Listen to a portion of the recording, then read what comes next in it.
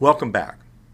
In the previous lecture, we saw a definition of argument as a connected series of sentences, statements, or propositions, where some of those sentences, statements, and propositions are premises, and one of them is a conclusion. And the premises are intended to give some kind of reason for the conclusion. In this lecture, we're going to look at the purposes for which people give arguments, because the purposes are crucial in determining what an object is. Take, for example, an artifact that you might find in an archaeological site. You won't be able to figure out whether it's a really big screwdriver or a really small spatula unless you know whether the people who used it intended it to screw screws or to pick up food that they were cooking. So to understand arguments, we need to understand the purposes for arguments. And that means, why does somebody bother to give an argument instead of just asserting the conclusion without an argument? Well, just think about it. If you went to a used car lot and the salesman said, "You ought to buy that Mustang," would that convince you? Not a chance.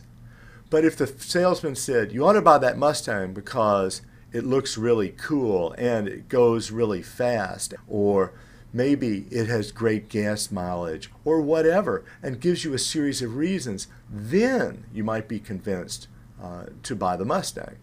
So that's one purpose of arguments, to try to convince you to do things or to believe things that you wouldn't otherwise do or believe. So this purpose is persuading or convincing. And if you think about it, what the salesman's trying to do is he's trying to change your mental states. He's trying to make you believe something that you didn't believe, or do something that you didn't do. So he's trying to bring about an effect in the world.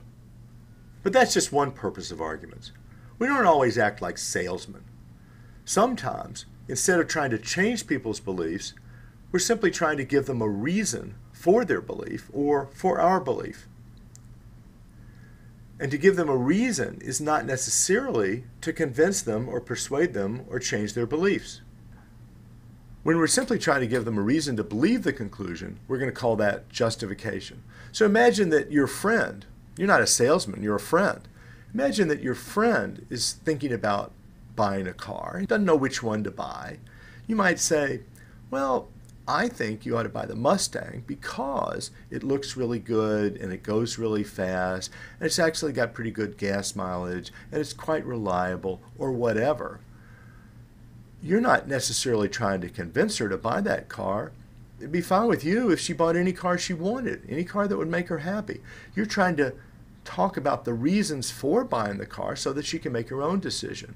In that sense, you're trying to justify that decision or that belief that the Mustang is the best car for her to buy, and not necessarily to convince her or persuade her.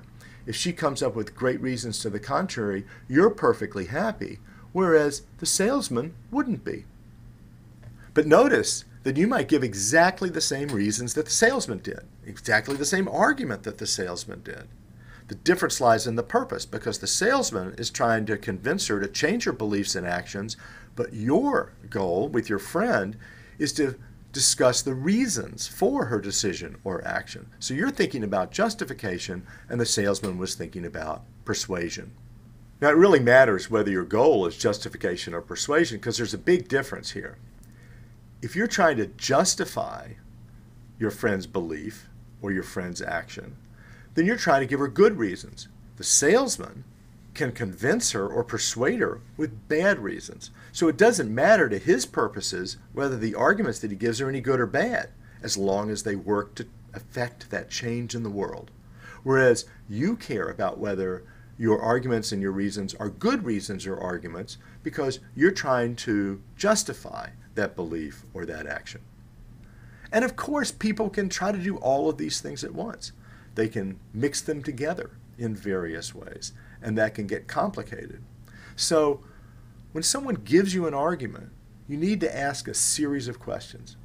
The first thing you need to ask is this person trying to change my mind or change my behavior? If so, then their goal is persuasion or to convince you.